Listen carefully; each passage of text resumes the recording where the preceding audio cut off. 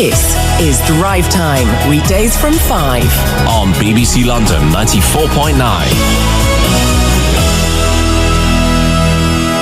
An inquest has found that the deaths of 6 people in a Camberwell tower block fire could have been prevented by proper fire safety checks. 3 adults and 3 children died in the fire at Lakanal House in July 2009. It was Britain's worst ever tower block blaze.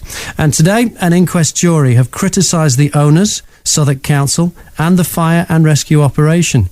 BBC London special correspondent Kurt Barling joins us from the inquest at Lambeth Assembly Hall.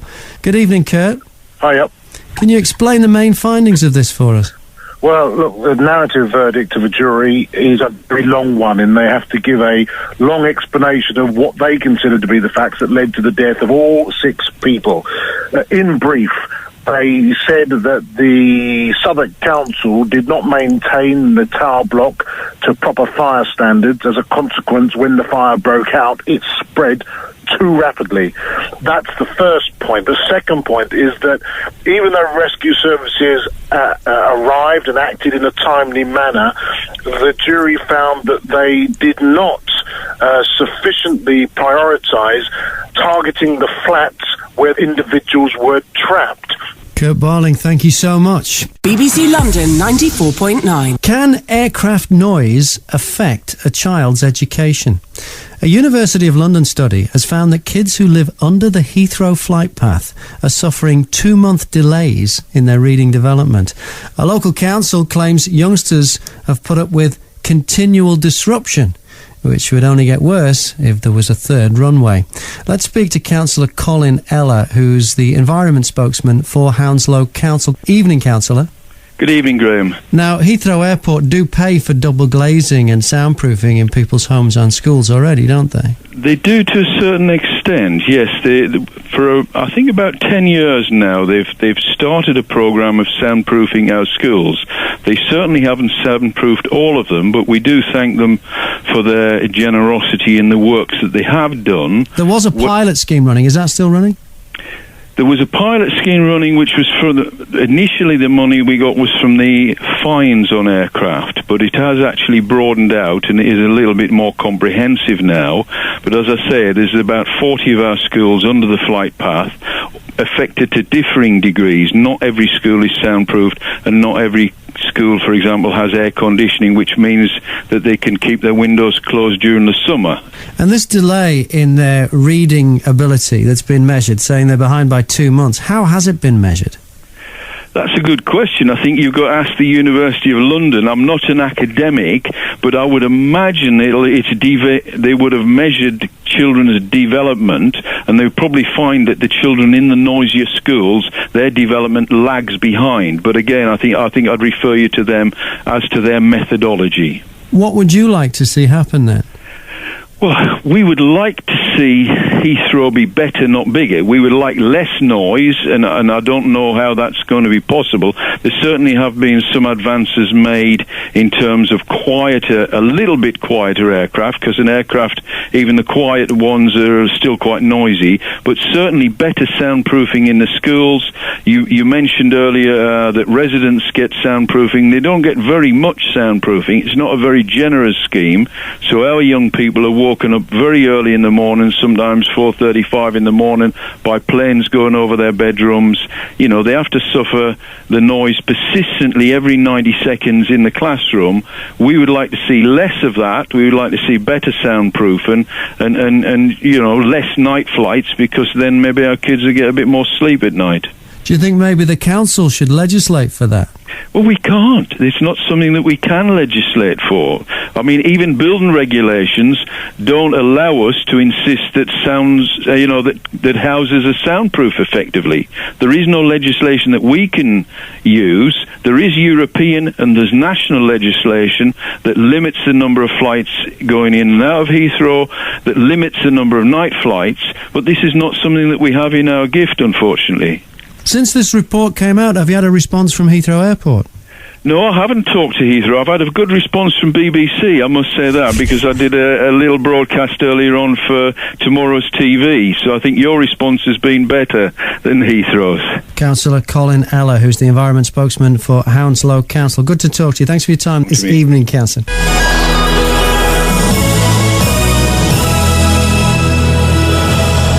Now, you might think that Facebook and Twitter are where it's at nowadays, but according to a new study, the humble London bus is the hottest social network for London's teenagers. Free travel has made buses the place to bond with friends. Earlier this evening, I spoke to Dr. Anna Goodman. She's the co-author of this report. This report is done by your organisation, the London School of Hygiene and Tropical Medicine. Why are you interested in what goes on the bus? This was funded by an institute called the National Institute for Health Research, which is an institute interested in broad health effects of social policy, so not just of things which a doctor might do, but how bigger social interventions affect health. And so one of these is bus travel. You can think about various ways in which having access to free bus travel might have both good and bad consequences for people's health.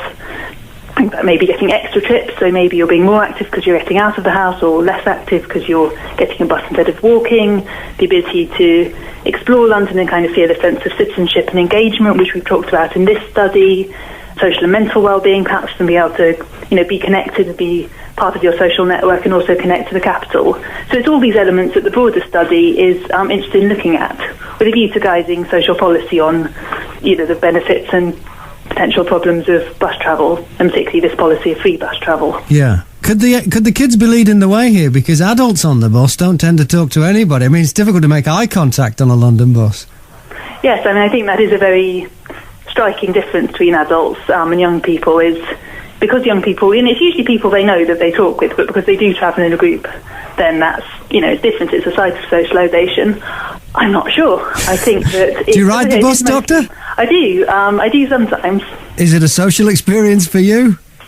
No, I'm typical like many adult commuters. I usually travel with people I don't know, and therefore I don't talk to them. And I think the main difference with the young people is they have this code where they travel with people they know. They go out of the way to travel with friends, so they therefore get to talk to their friends.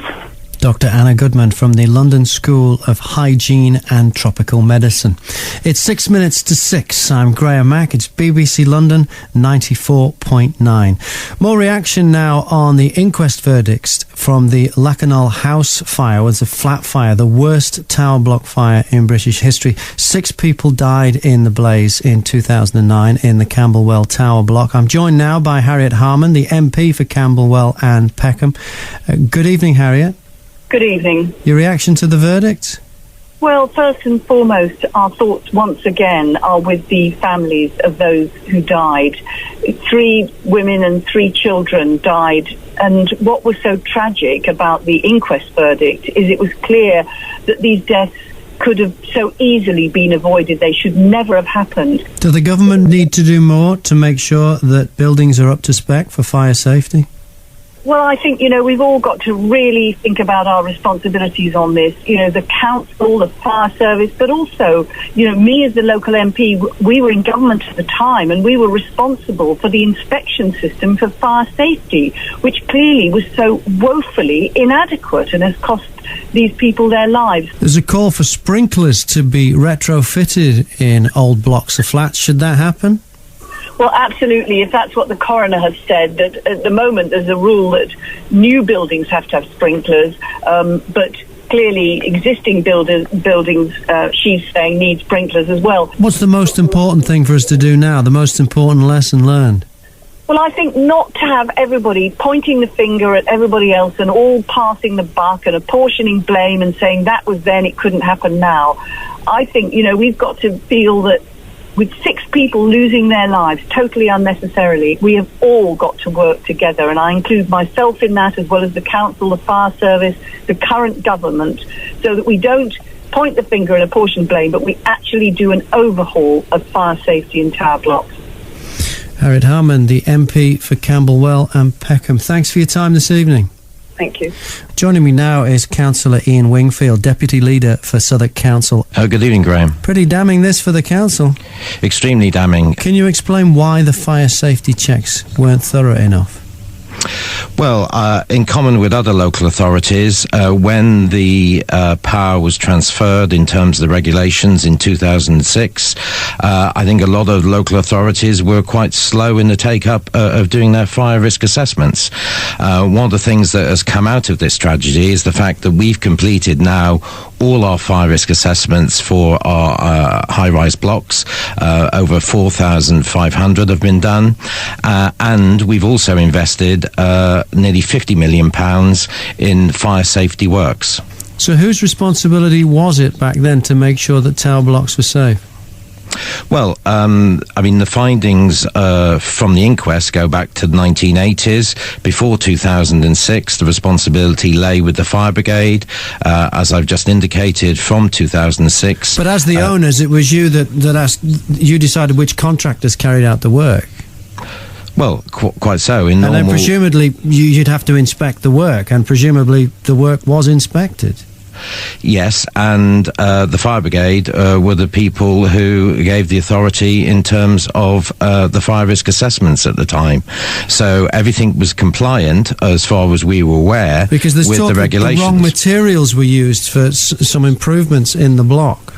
Indeed, and there was a variety of professionals interviewed during the inquest. They gave different accounts of the materials used, and as far as we're concerned, there were issues involved with communications between the contractors, subcontractors, and the council as who was the appropriate person to carry out all these checks in line with the regulations. How has the procedure changed since then, since 2009? Well, what we've done is invest heavily in a stronger contract management regime. We are fully compliant now with fire safety regulations. We had, and the proof for the pudding is in the eating, if I might say that, because we've had 2 fires subsequently in tower blocks, and in both instances, the fire safety measures stood up to the demands of those particular incidents. So, I'm quite confident that our homes meet the current fire safety standards, and I'm confident that our residents are living in safety as much as anybody else in the country. Will someone lose their job at the council over this? Well, it was the inquest has found it was a complex series of interactions between the various organisations we've already discussed, and all of that together led to this tragedy, unfortunately. But wasn't one person ultimately responsible? Well, the inquest didn't find that, but if it had have found it, we would have taken the sternest disciplinary measures against that member of staff. What we've heard from relatives and also from lawyers representing relatives is that they're most disappointed that no one has said sorry. Do you think it's the council's position to say that now? We are sorry, and we admit the fact that there were serious failings in the council procedures at the time. We hold our hands up to that. We're not trying to brush anything under the table, because this has a significance not just in Southwark but across London and the country, and we're hoping that the recommendations that the coroner's made to the Secretary of State will be taken up by the government so that everybody in this country can feel safer. Councillor Ian Wingfield, Deputy Leader of Southwark Council, thanks for your time this evening. Thank you, Graham.